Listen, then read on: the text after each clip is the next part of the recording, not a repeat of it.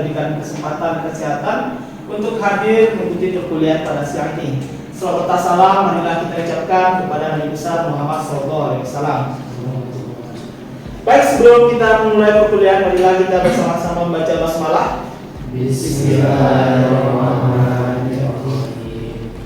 Oke, sebelum kita memulai perkuliahan pada hari ini, sesuai dengan ciri khas di kampus kita di Bukit Tinggi, jadi sebelum memulai perkuliahan kita alangkah baiknya membaca ayat suci Al-Quran. Silakan kepada para mahasiswa untuk membuka ayat Al-Qurannya. Zalikal kitabu la raiba fihi hudan lil muttaqin.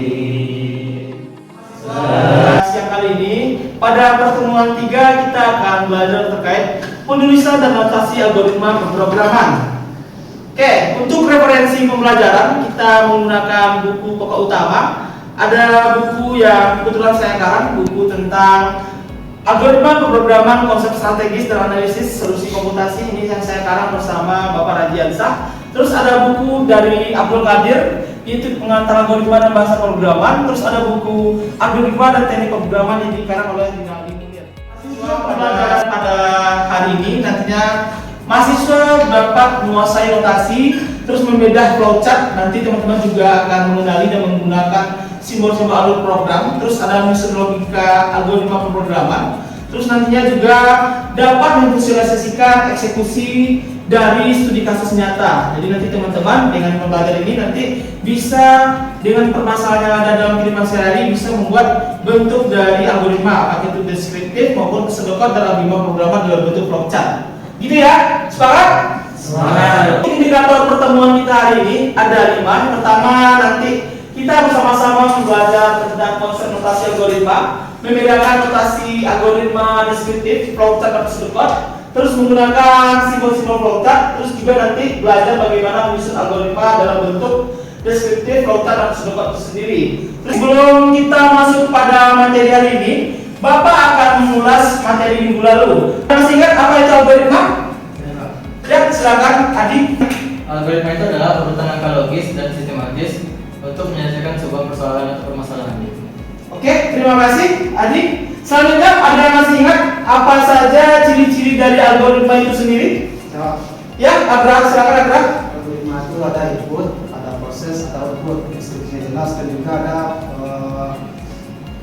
batasan Stopping rule. stopping rule lah. Ya, benar yang diberikan oleh teman kita Adi dan Agra tadi, bahwasanya algoritma pemrograman adalah suatu rangkaian proses langkah untuk memecahkan suatu masalah, di mana ciri-cirinya ada input, proses, output, terus ada stopping rule ya, terus tidak ambigu. Oke, terima kasih teman-teman sudah memberikan simulasi ya, atau memberikan sebuah gambaran. Jadi algoritma seperti membuat sebuah mie instan ya, dimana ketika kita membuat mie instan kita memiliki beberapa proses.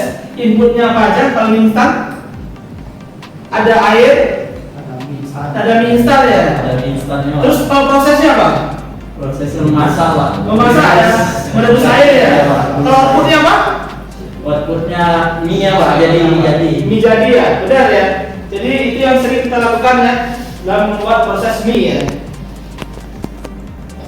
Oke, sebelum kita masuk ke materi hari ini, kita akan melaksanakan yang namanya pretest. Silakan teman-teman mengeluarkan smartphone-nya, silakan memindai QR code yang ada di depan. Silakan menjawab pertanyaan. Saya berikan waktu 3 menit dari sekarang.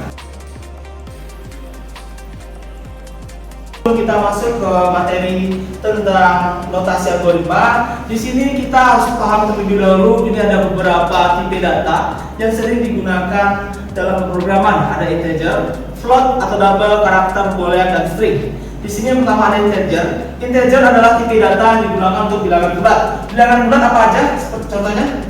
Dari 1 sampai 10. 1, 2, 3 sampai 10. Terus ada tipe data float double, itu adalah tipe data yang digunakan untuk bilangan berkoma. Contohnya seperti apa? Bilangan berkoma? Bilangan pi, Pak. Pi ya, berapa nilai pi? 3,14. Ya, benar.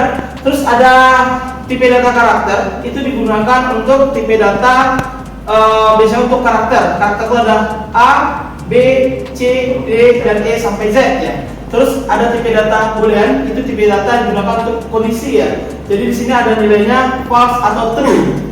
Terus, dan tipe data yang terakhir yaitu tipe data string, yaitu tipe data yang digunakan untuk kumpulan karakter. Di sini contohnya ada untuk nama, contohnya namanya ada Agra, ada nama Ade dan nama Bazi. Gitu ya, paham? Paham. Sekarang kita masuk ke materi utama. Di sini ada notasi dalam algoritma. Di sini ada 3. Pertama ada notasi deskriptif. Notasi deskriptif itu adalah notasi berdasarkan kalimat sehari-hari atau bahasa manusia. Terus ada notasi flowchart, itu notasi yang dipetakan atau divisualisasikan dalam bentuk gambar. Terus ada notasi pseudocode, yaitu struktur yang mirip kode, namun belum bentuk sebuah program. Bagaimana bentuk implementasinya? Mari kita lanjutkan. Itu notasi berdasarkan atau menggunakan bahasa sehari-hari ya. Jadi di notasi ini nanti terdiri dari 3 bagian. Ada bagian judul, bagian deklarasi, dan bagian deskripsi. Kita lihat di sini ada contoh untuk algoritma perkalian. Di sini algoritma perkalian judulnya adalah algoritma perkalian. Di sini di bagian deklarasi, di sini ada perkalian 2 bilangan bulat, algoritma masukkan bilangan bulat. Terus di sini ada deklarasi, digunakan tadi untuk mendefinisikan nama yang pakai variabel. Di sini variabelnya bilangan 1, bilangan 2. Terus di sini ada bagian deskripsi. Kedua ada notasi flowchart. Notasi flowchart itu sesuai dengan namanya, dia menggunakan sebuah simbol ya. Nanti kita menggunakan simbol-simbol dalam bentuk gambar, ada nanti bentuk oval, persegi, dan bentuk jejak jenjang ya. Ini kapsul ya. Kapsul ini digunakan untuk mengawali dan mengakhiri ya. Terus ada proses, ini adalah digunakan seperti apa? Persegi panjang. Terus ini ada decision digunakan untuk seperti percalonan ya. If ya. Terus ada input output, terus juga sini ada korektor ya. Jadi bagaimana cara membuat flowchart yang benar?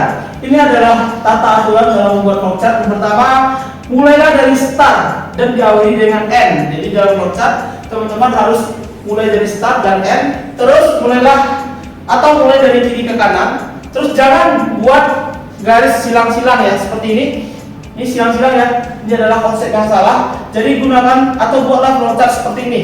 Jadi gambarnya tidak ada silang-silang. Jadi bagaimana cara membuat? Mari kita lihat di sini ada sebuah flowchart. Ini flowchart apa kira-kira? Luas sisi kali sisi ini? Sisi kali sisi. Ya, untuk persegi ya. Jadi di sini ada gambar kapsul tadi ya, digunakan untuk start. Terus sini ada jajar bendang, ini digunakan untuk biasanya untuk input. Terus di sini ada proses ya. Proses yang digunakan untuk melakukan proses. Di sini kebetulan kita menghasilkan atau mencari sebuah luas pada persegi. Maaf jadi silakan siapa yang mau mencoba untuk membuat flowchart sebuah persegi panjang, silakan. Ya, siapa? Ya, Agra, silakan.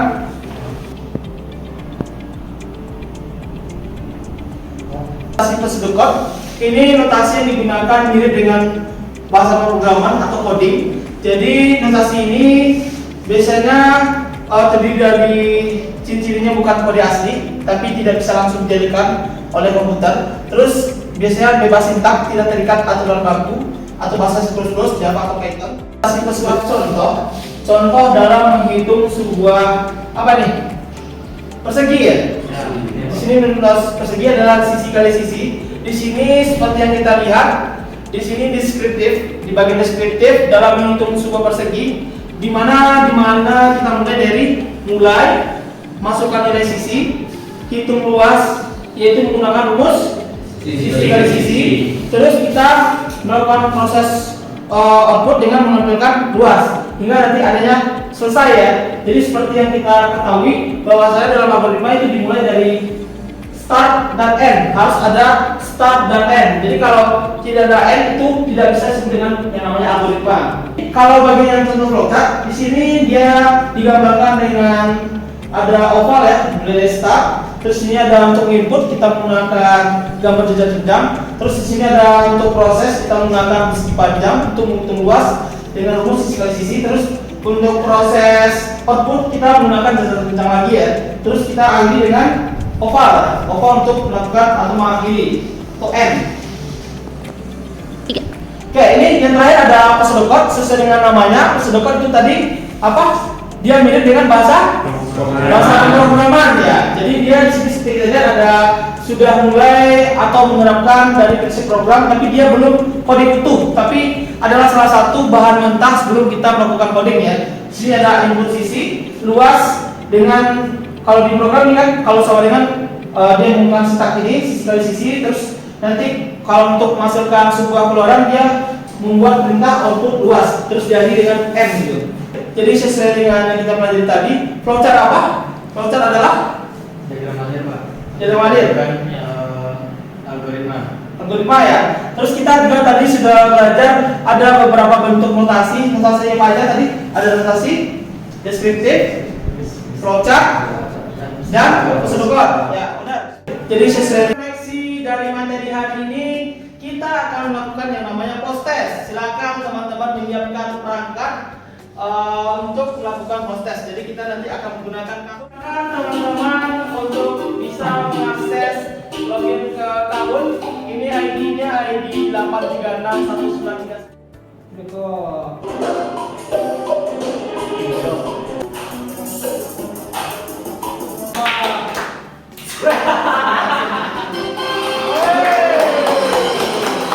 Terus gimana?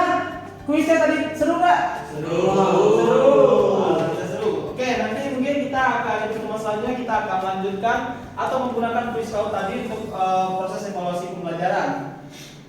Oke, sebelum kita mengakhiri pertemuan hari ini, nanti teman-teman ada tugas ya. Jadi tugasnya sifatnya individu. Nanti silakan membuat algoritma untuk menentukan kelulusan seseorang mahasiswa berdasarkan nilai akhir ya. Nanti di sini ada kondisi ya. Jika lulus itu nilainya lebih besar dari 60 dan tidak lulus jika nilainya kecil dari 60 ya. Nanti silakan teman-teman menyajikan dalam bentuk algoritma atau notasi deskriptif, flowchart dan pseudocode. Terkait tugas ada yang ingin ditanyakan? Sudah paham? Paham, alhamdulillah. Alhamdulillah kita telah sampai di sesi terakhir pada mata kuliah pertemuan 3 ini ya. Jadi silakan teman-teman untuk mengerjakan tugas individu yang telah saya sampaikan tadi. Silakan teman-teman juga bisa mempelajari materi ini secara mendalam atau bertanya kepada teman-teman. Jika nanti ada yang ingin ditanyakan atau ingin ragu, silakan tanya kepada saya. Oke, sepakat? Sepakat ya. Jadi silakan teman-teman juga untuk menggali potensi untuk belajar pemrograman. Silakan teman-teman untuk belajar atau memulai dari sekarang untuk belajar bahasa pemrograman. Ada bahasa C++, ada bahasa Python, ada bahasa PHP dan bahasa-bahasa yang lainnya. Dan tentunya itu adalah bekal bagi teman-teman nanti untuk menghadapi di dunia kerja. Karena dunia kerja pada saat ini teman-teman dituntut untuk menguasai beberapa bahasa pemrograman dan alur logika program yang seperti kita pelajari tadi. Oke, mungkin itu. Mohon maaf apabila ada salah kata atau salah dalam penyampaian. Wabillahi taufiq wal hidayah. Assalamualaikum warahmatullahi wabarakatuh. Waalaikumsalam.